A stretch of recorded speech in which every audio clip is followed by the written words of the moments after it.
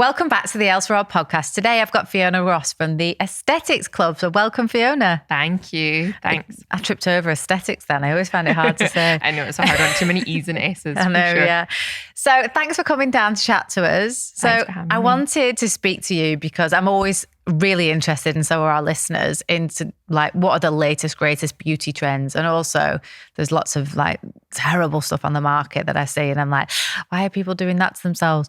So I always like to have great people with a great background who are like ethical injectors to go through some of the, you know, great things we can do to, you know, prevent aging or whatever it is, you know, enhance our looks naturally, and also things to definitely stay away from. We can go through them too, for sure. So talk to me about what is like the biggest trends in 2024. What are we going to be seeing a lot of? Sure. So I think skin will still be massive. I think ever since lockdown, people have taken a huge interest in skin, which has been really nice. And I think it's one of those things that injectors have been really pushing to not just focus on the Botox and the fillers, to really work on that base as well and make sure that you've got the good skin to carry those results and really show them. So I think that will continue to be huge. Things like gentle resurfacers and gentle lasers. MOXI is one that is massive and is really growing in the UK. So talk to me about MOXI. What is it? So it's a light laser resurfacer that is sort of growing in the UK at the moment, but it's huge in America, and it's got really minimal downtime. So that's why people are loving it, because it can really fit into your life, into busy lifestyles. So with it, you have only about a few hours of redness afterwards and a little bit of roughness to the skin.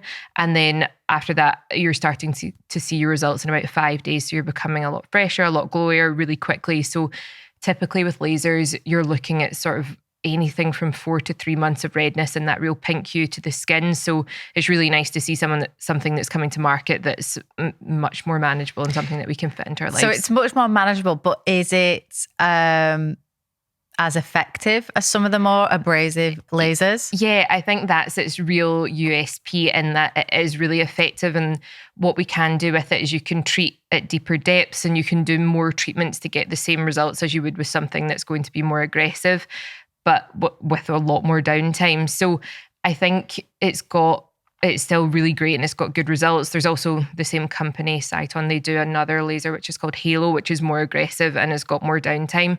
But I think C4, when we're looking at that sort of 30s to 40s, when we're thinking of doing skin resurfacing for that age group, I think it's perfect. The results are great, and as I say, they don't have that huge amount of downtime. And how many times would you need to have it done? Is it just a one-hit wonder, or? Yeah, you can just do it once, which is great, and the treatment's so quick as well. Like it's seconds, and it's done.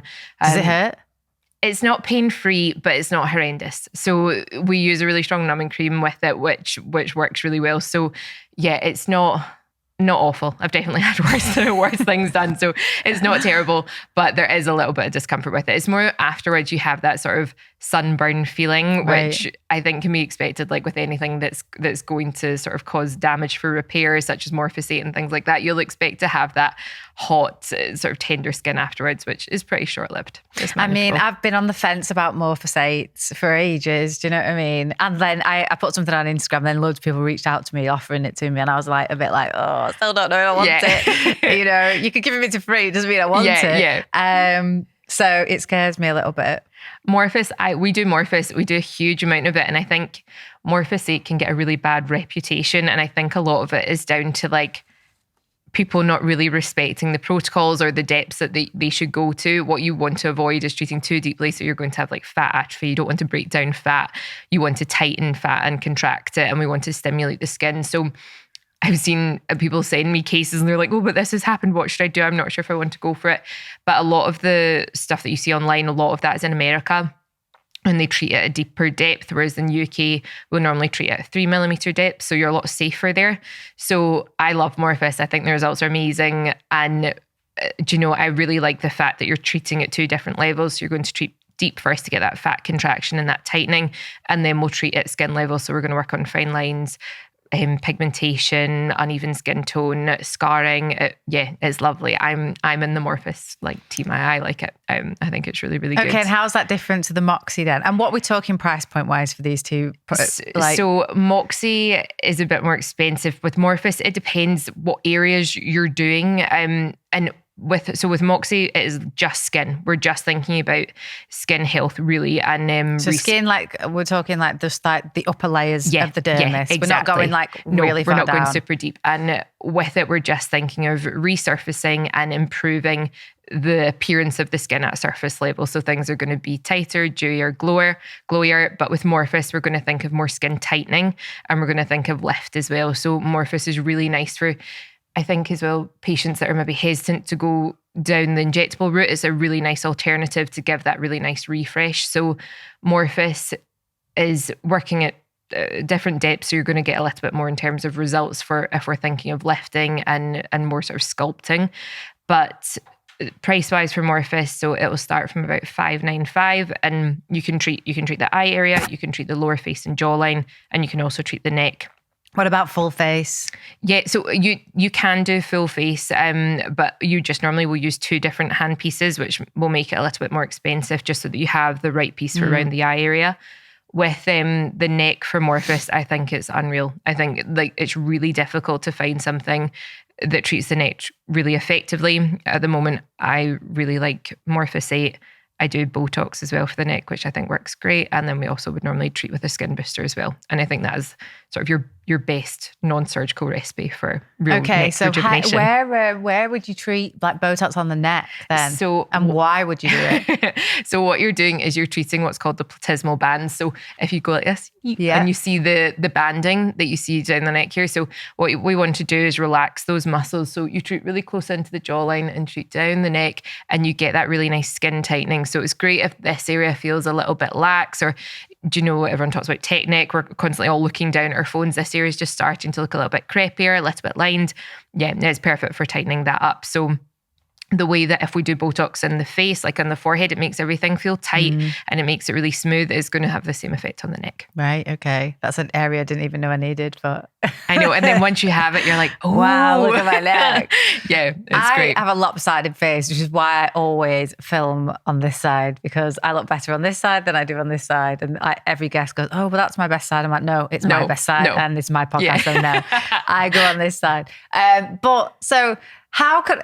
You'll look at me straight on. Yeah, you'll be able to see. Okay, so significantly like heavier on this side. Yeah, I'm pretty sure I've got like a longer jaw on one side, and I've had plastic surgeons tell me, jaw surgeons, maxillary facials. Surgeons tell me what I need to do, and it sounded horrific. I was like, no, I'm not having that done. Breaking my jaw, taking out a piece of it. I tell you what, it doesn't bother me that much. Yeah. But is there anything superficially I could do because when I do this, look at how even that goes. You know? And I was like, well, why can't I just have like a bit of a facelift on this side? Yeah, I had just like pin me back. Yeah. So they're all completely right. It can be when you have asymmetry, it can be down at bone level. It can be due to like your buccal fat pads bigger on that side. There can be loads of reasons which contribute to it. So I think the thing is, so see, to even you up, and it's normally the option people don't want. It's normally the side that they like more. It's like you could put some jaw filler on this side and that'll bring you down.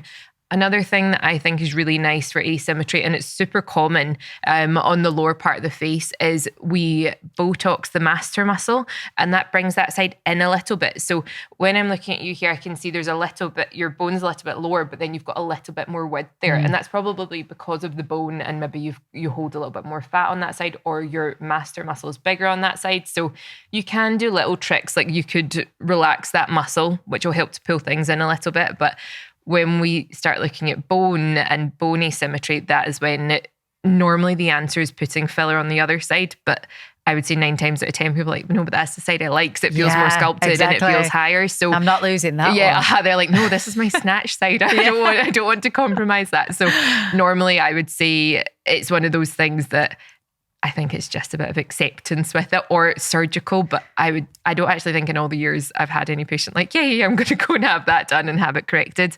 Another good thing I think to keep in mind is when you look at someone, your brain corrects all of those asymmetries. So I kind of have to be like, to focus. And then I'm like, I can see what you mean. But it's not something people would look at you like, it's not something that the world and his wife have pointed out. It's only something that you'll notice it. But no one else really will. I have just come to accept it, to be honest, because I'm like, life's too short. You know? Totally. And that's it. And you think like, if I was to do the surgery, all the risk associated with it, the downtime and everything else, like, would it make that big an impact? And I think like surgery is amazing and it's there for a reason, but I think probably not. Like, it would be something that you'd think. Yeah, I think I mean, the facelifts that I look at, like, they're like 250 grand, you know, but they look incredible. Yeah, and you want to go to, if it's your face and you're getting surgery, you want to go to someone good. Of course you do, yeah. And I'm just a bit like, oh God, like, you know, they look unbelievable, like very fresh, you know, real skilled surgeons. Yeah, totally. But you're going to pay for it. Yeah, you know? Absolutely. I've got like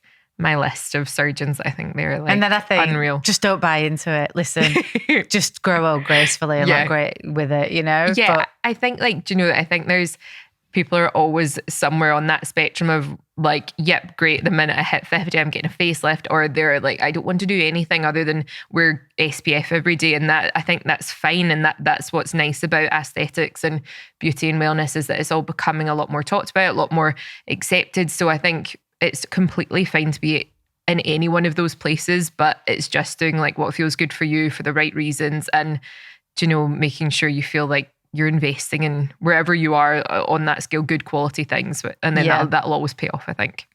That's an interesting point to mention. So in your opinion, what would be like the best protocol? Let's say we're talking to a woman who's like 35 to, 50. Yeah. Okay. So what is like a great skin protocol to stay? Yeah. To stay like, in the best health that they could have. Yeah, absolutely. So I think like in a consultation, what we'll normally do is break it down into a couple of things. We'll look at skincare, we'll look at non-injectable treatments, and we'll look at injectable treatments. So again, it's finding where someone feels comfortable there on that scale. We do a huge amount of brides pre-wedding, and it's funny sometimes, because I have injectables, I think everyone's going to want that for their wedding, but a lot of people don't. They just want to have really amazing facials, really invest in skincare, and I think it's just kind of finding where people fall in there. But I would say when we're thinking of skin, the things that you need to think of: a good cleanser, then you want like your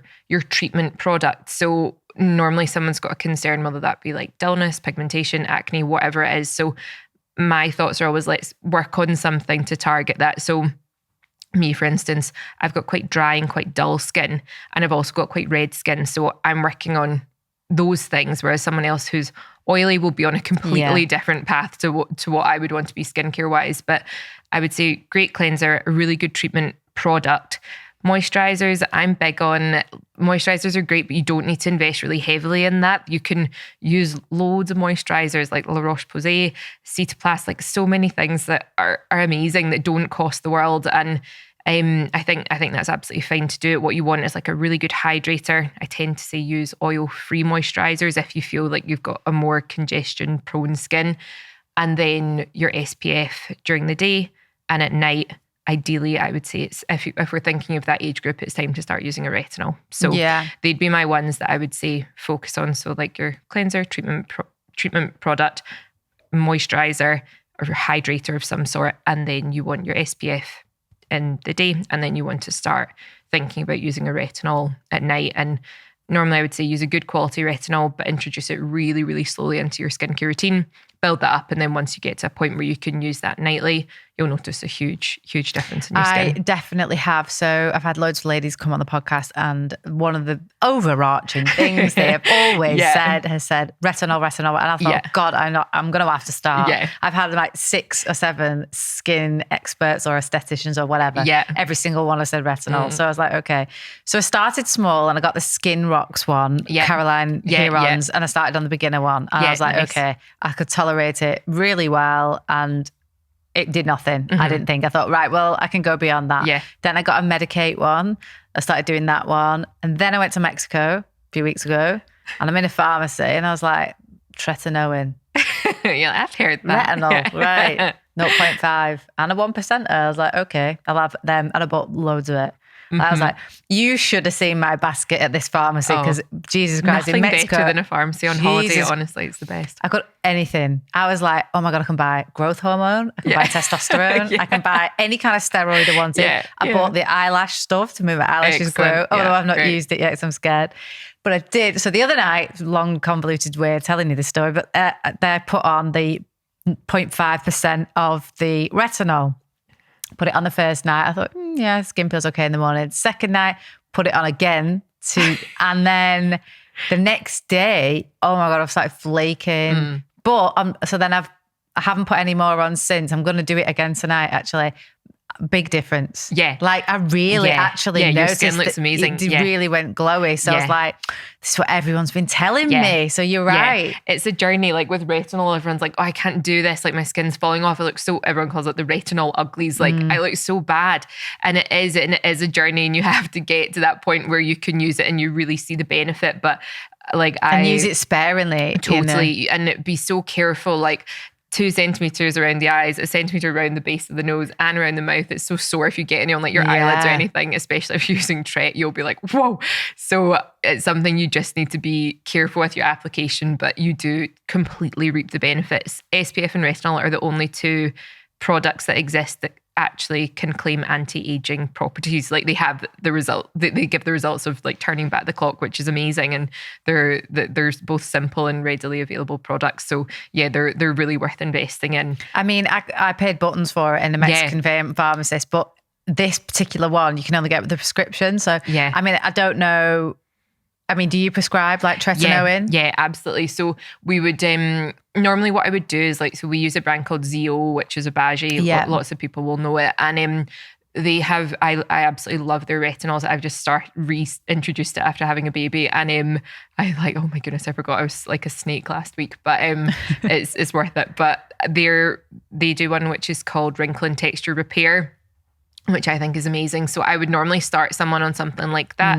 They also do another one, which is called Radical Night Repair, which is great, but you definitely need to work up to it. So I would normally get people on them first. And then if they're like, I can do this, I can wear it nightly and I'm absolutely fine, then you prescribe something like tretinoin, and it is just taking everything up a little bit and it works so well. But again, you just have to be careful. You have to make sure you've done like the groundwork first, which you had, like you've used 2 other ones. So you need to make sure you've kind of got that first so your skin's not like, oh my goodness, what are you doing to me? Or you get like a big retinol burn on your face or something like that. Totally. Things like that. It just takes so much longer to kind of get back to the starting point. But it's nice as well once you like, even though my skin was like peeling off last week, I'm like, oh no, you notice how much better it is once all that I work's really done. did. I was like, noticed it flaking all around here, around my face. And I was like, yeah. So then I just left it for a few feet. Yes, I was a bit tender when I was putting on like serums in the morning and things like that. But I actually really saw the benefit. So I've left it about a week now. Yeah, so probably do, I think just once a week. Is okay. That's all you'll need. And you'll maybe increase eventually to 2 times a week. But also because you'd been away, you'd probably been in the sun more. So that skin probably had to shed as well, if that makes sense. Like a good exfoliation was probably a good thing for you, but it can, it can like work wonders. Like the difference you see from people just using good products is mad. Like not even doing Botox, not doing anything else. The difference is amazing. So it's something I'm like, it's so worth investing in, especially in that sort of 30 to 40s bracket. It makes such a big difference. Yeah. Okay. But there's lots of trends out at the moment. And one thing I did want to discuss with you is something called polynucleotides. Is that right? Yeah. So I was looking on the internet this morning. How is it different from Profilo? Well, first of all, explain what Profilo and polynucleotides are. Yeah. Why we should be having them or not. What's the difference and which is better? Like which camp should you go to? So I basically describe them both as beauty boosters, and they fall into that category of really improving skin health, but without changing your appearance, which I think really nicely is what aesthetics is kind of becoming. People don't so much want to do really drastic things, or now we have more tools to offer that it's not just filler, so it's not something that's going to really alter your appearance. We can really look at just enhancing it, and people say, I just want to look glowy or fresh, or I just want to look a bit less tired, or the dark circles to improve. And these are both products that we can do that with, and they're really different, but they have a few similarities. So Profilo, that's hyaluronic acid. And what it is it's non-cross-linked. So if I was to put filler in your lips, your chin, your cheeks, it's going to stay there and it's not going to move. Whereas with Profilo, because it's a non-cross-linked product, it's really clever. It spreads under the skin. It finds where it's needed. It's going to stimulate your own collagen there. So you get that really fresh, dewy look with it, but without adding any bulk or volume. Apologies for interrupting this podcast, but I need to ask a favour. If you're enjoying this podcast so far, then please hit that subscribe button right now. I'll be straight up and honest that I want to see this podcast grow and flourish into something that I'm really proud of. And the only way that I can do that is with your help. So if you've ever learned anything useful from these conversations, then please return the favour by liking, rating, subscribing, and maybe even sharing it with your friends. Thanks very much. Let's get back to the episode. I love Profhilo. We do a huge amount of it, but I would say it's often coined as the injectable moisturizer. So a lot of the time it's just adding that little bit of dewiness and plumpness to the skin. And that's great. But I think with polynucleotides, they're exciting because they do that, but then they do a little bit more on top of that. Am I right in thinking, where did polynucleotides come from? Salmon. I know. So I'm always like patients when I ask them, have you got a fish allergy? They're like, oh no, why? What is it? Is it salmon sperm or something? It's derived from salmon DNA. So yes, it is. So I not suitable if you have a fish allergy or if you're a vegan, then that wouldn't be the option for you. So that would automatically make me think, right, let's do Profhilo. That's going to be a better fit. So with polynucleotides, so what they are, they're a biostimulator. So they're mimicking human DNA as well. So it's that really nice low risk treatment profile because your body doesn't recognize it as anything foreign. And the brand of polynucleotides we use is called Amila. And what Amila does is it comes in different densities. So it's really nice for under the eye and it's a really soft, really fine product. And then they have Rejuvenate, which is great for the neck. And then they have Face, which is a little bit thicker. So we can use that to treat areas in the same way that we would a filler, but we're not adding that bulk. We're more getting that nice tightening effect from it. So a polynucleotide sort of selling point is that when we inject it into the skin, what it does is it stimulates the fibroblasts, so your skin cells, to produce more elastin and collagen, and it's teaching those cells to do that and to turn over quicker. And then also what it's going to do is hydrate and plump the skin. It's very similar to the way that Profhilo will. But I think with Amila, what I notice is that you get a real skin tightening from it, which is amazing. There's nothing else really, I think, that's an injectable that's done that before. And with the nature of the product, what it's doing is so free radicals or anything that ages the skin, so pollution, the sun, all of these things. And it's the first product of its kind that can fight that from underneath the skin. So it's giving that extra layer of protection, which is lovely and what all of our patients are looking for. With it as well, I think like people that aren't suitable for certain treatments in certain areas, so people that aren't suitable for like tear trough filler, it's a really nice alternative, and it's so nice to now have an option that we can offer to them that isn't filler, but is going to give that really nice result and give that little bit of volume replacement, but more that rejuvenating effect that people are wanting. So they're still relatively new, but super exciting. And I actually looked last week just because I knew I was coming here, and our figures have swapped round. So we now do more Amila than we do Profhilo, which is exciting. So we've always done such a huge amount of it. And what are we looking at price point on that? So in our Glasgow clinic, Amila is $295 per syringe. In our London clinic, it's $350. And if you wanted like your whole face doing? Yeah, so what you would do is, so you inject it very similarly to Profhilo, and you inject it in what we call a BAP technique. So we treat in 5 key points and the product's going to spread itself. So we're thinking of treating this like main body here. And with that, what you would do is you would come and see me and have 1 syringe. 2 weeks later, come back and we do a 2nd syringe. And then after that, it would normally be between 6 to 10 months. You'll come back and we just do a single syringe to keep on top of it. So it's more expensive initially because you've got your 2 treatments, and then you're just maintaining that every 6 to 10 months as you go. Right, okay. I'm just thinking about my maintenance bill because I'm like, okay, like my supplement bill is ridiculous. Then I've got like on top of that, like facials. Yeah, totally. Botox. Totally. I mean, God, I know the list gets long, absolutely. Now I'm thinking I need fish sperm in my face, Totally. Like, right, that's what I need. Totally. I mean, the results are so good, and we've had like such amazing feedback from patients. Everyone loves it. And I think again, that really just looking well is what everybody wants in that nice way. People are like, oh no one's noticed. We want to look like Jennifer Lopez, totally, obviously. I want to look like J-Lo. How do we make that happen? It's just having that lovely, really fresh, really rested, glowy look, which I think is so popular. So it's exciting. I feel it's such a big, like exciting new product come out, and I think like the results are really speaking for themselves. It's been great. Everyone loves it. Fab. And I was seeing on your Instagram page, you do something called a fusion technique. Yes. So tell me about this, because I've not really seen this before and I wanted to ask you about it. So you tell the story of how you came to train in it and why you're one of the leading and one of the only clinics that's offering it. It's very exciting. Yeah, it's super exciting. So back in October, so I'd not long had a baby, and there's this injector, her name is Nicola Lowry, and she's based in California, and I've followed her for years and just was like, how does she get these results? Her results are so amazing, but it's really difficult to train in America if you are not an American injector. You're not allowed to even go and do like one training day. It's just not allowed. If you're not an American injector, you're not allowed to like go and do treatment over there? No. Because I know some very unscrupulous brands who are doing like days in like Vegas and Miami, and I'm always a bit you're allowed to go and watch, but you're not allowed to inject a patient in the US. So with it, which I think that's absolutely like that's fine, but I thought I don't want to go and not being able to try it and do it. So I've always wanted to train with her, but never been able to. It's never really made sense to just go and watch her. So I was on holiday, and I saw on her Instagram that she announced she was doing a masterclass in Oslo, and I was like, oh my goodness, I need to get to Oslo, I need to make this happen.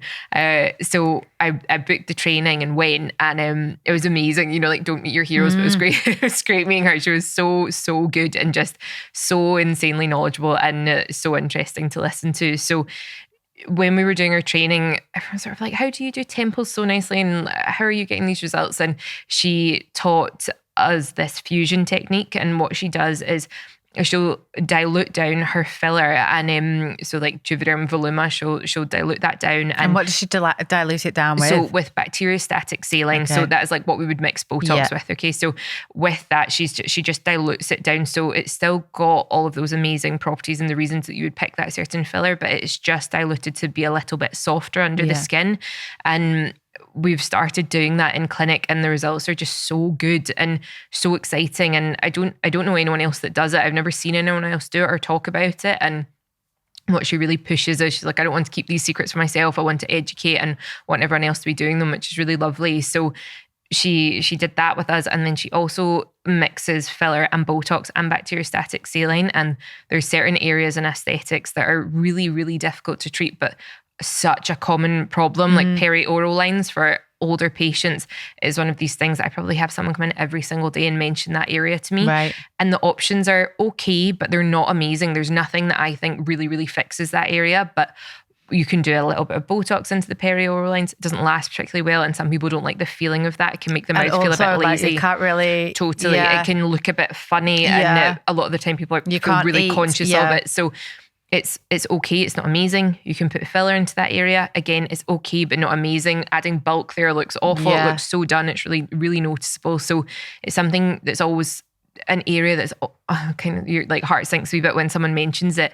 We can do resurfacing to it, which is okay. But again, I would say you might be getting a 40% improvement and significant downtime. So when we're looking at that area with Nicola, she was like, why don't you just mix those things together and you'll get that really soft volumization and a little bit of muscle relaxation, but it's nothing too extreme. So I brought in 5 ladies in Glasgow and did the treatment for them, and the results were so good. I was so pleased. I felt so smug. I was like, great, I've got the answer. So it worked so well, and just really, really nice to rejuvenate but not change the face. And so far I'm like, that's the best answer with the most minimal downtime. Yeah, I think that sounds really good. I'm always hesitant with filler. I've had a little bits in the past. Like I can still feel a bit in my jaw, filler like around there, and I've had nose filled in the past and things like that, and lips, but I would never go there again.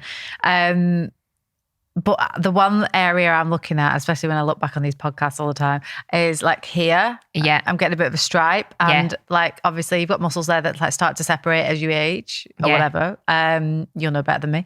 And I'm always like, but if I put filler there, it's going to look quite obvious. Would that be something that you could use this fusion technique absolutely. on? So it's use a little something bit that's softer. like hyperdilute, totally. So with that, it's so nice for what's, and I in all the years, so like 10 years I've been doing aesthetics, I would say I could count on one hand the amount of people that are like, I want to look really different. And to me, that's a real red flag. Yeah. No one wants anything that's really noticeable. Everyone wants to just look well and just look fresh. So it's such nice opportunity to give these options and to have these really nice treatments that we can do that completely do that. It's something super subtle. So yeah, you could do that, or you could use like a Mila. So with that area, it's called your jugal groove, and what you have is you've got a fat pad under your eye and you've got a fat pad of the cheek, and they start to separate, and then it feels like you get this little indentation. Yeah, so especially if I'm tired. Yeah. It gets worse. Yeah, or like dehydrated. You'll be like, and this morning I was like, oh, fantastic. Look at my, what's it called? Your jugal groove. My jugal grooves today are really... It's out in force. No, it's not. But you could do things like a Mila, which will help to stimulate collagen in that area and just make that feel a bit fresher and a little bit fuller. Or you could do like a dilute filler. Well, I feel like if it's separating and going, like no stimulation is going to do anything. I think it needs like puffing up. Yeah, needs the big guns. Yeah. No, it works really well. I mean, we do that a lot.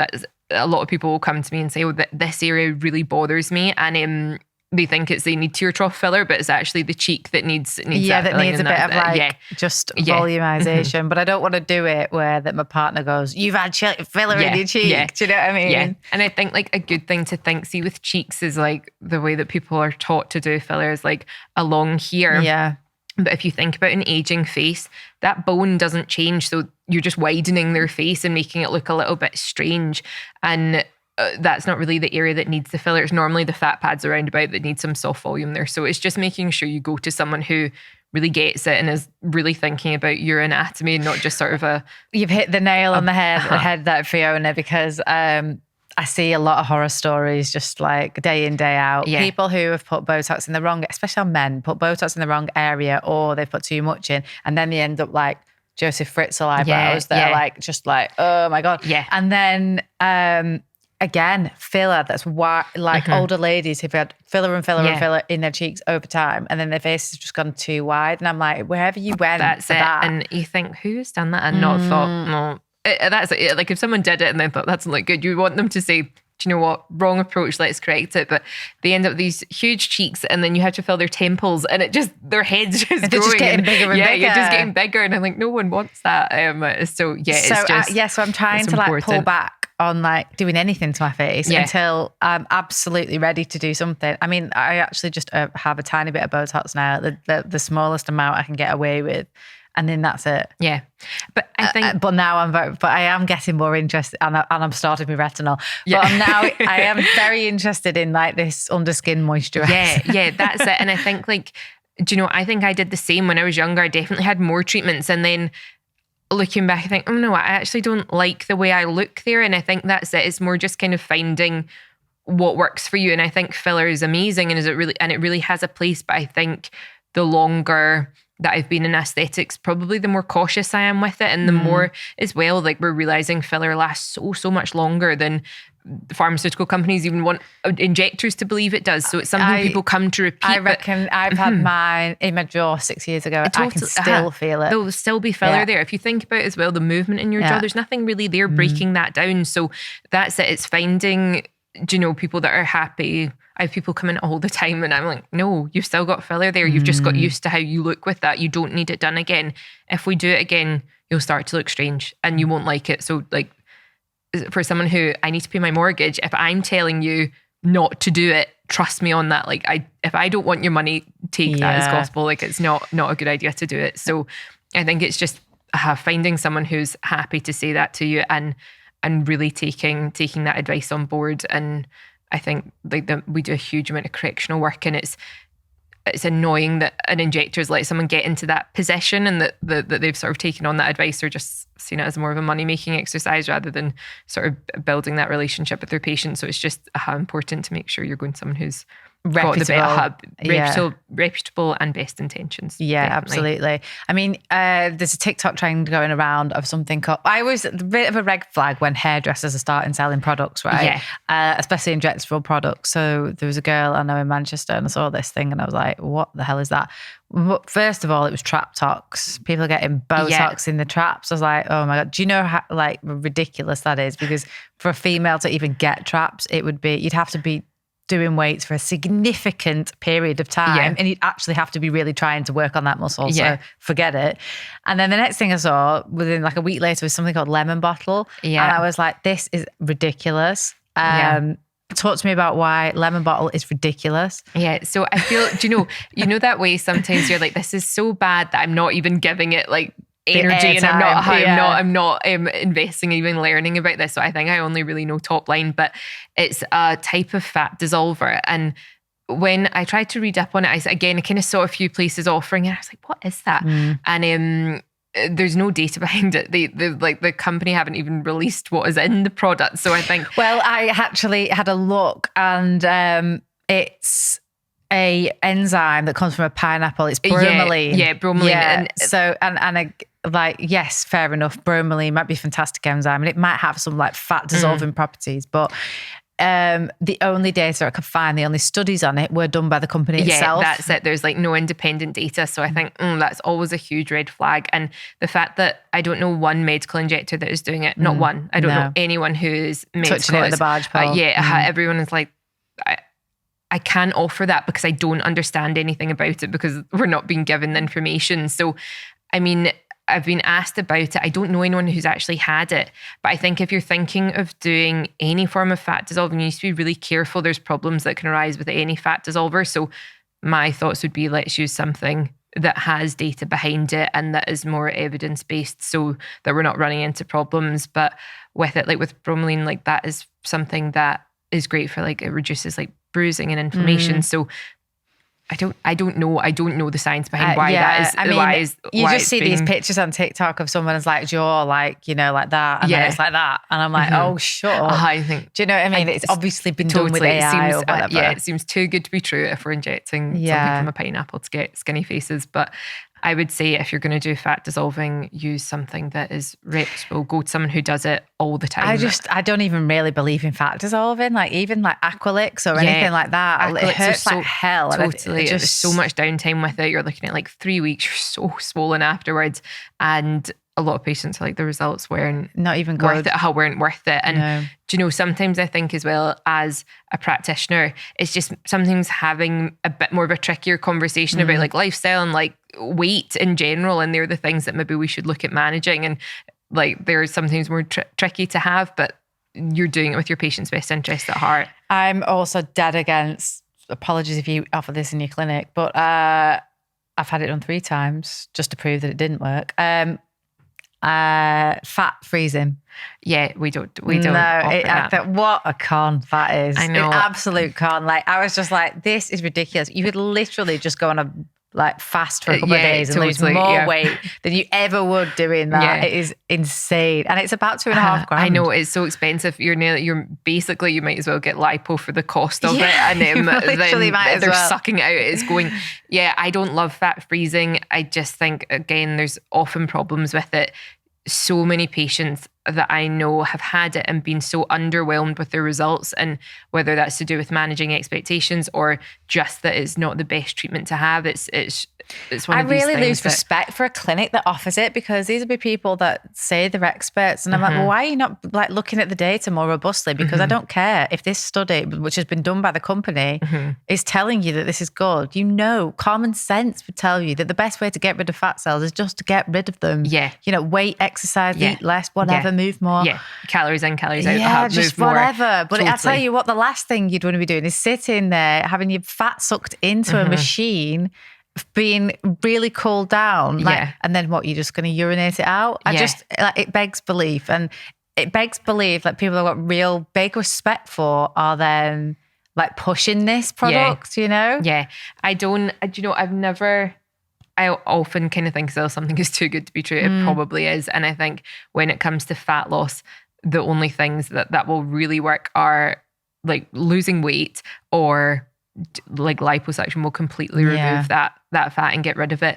In terms of like non-surgical procedures, I think things can help, and they can do things like fat contraction, like what Morpheus does, like face tight and things like that. But it's like they can shrink fat cells. They're not getting rid of fat cells. They're not. So it's tricky. It's hard to know exactly like what is the best option when there's so many things out there. But I think with fat loss as well, people are often so desperate. So to do it and to change something. So I think it's just being really, really careful about that like patient journey with them. But I'm not like a No, and that's why I like your work. You're quite straight on, this works, this doesn't. And you're quite respectful of people and also their money, because it's, this is their money that they're spending. You want like great reviews and people who want honesty and integrity. And that is really hard to find in the beauty industry. Yeah, I think like when I started working in aesthetics, I worked for like amazing, really fancy clinics in London when I first started. And I found there was such a disconnect. I couldn't understand it. Like it either came across like a really intimidating space to come into, or just like quite clinical. I didn't feel there was any warmth in it, and I didn't feel there was that really nice personal touch and really, really like nurturing a patient and someone who's coming into a space to be quite vulnerable and say, I don't love this about myself. Is there anything you can do to help? And I'd sit in consultations and think, oh, this is awful. This just, I feel bad. I felt I wanted to jump in and say something. So I think that's like really what I've based it on, is trying to find somewhere that feels like a nice space and where people feel comfortable to come in and talk about what they don't maybe love about themselves. And my other thing was like, you would pay all this money for a medical facial and you get great results, but you'd be like lying in a freezing treatment room, or you'd go to a spa and you'd have a facial that maybe didn't have great results, but it was nice and relaxing. So I thought if I could merge that and make it an amazing experience with amazing results, like that will do so well. And for us, that's been huge. Like people love coming to see us because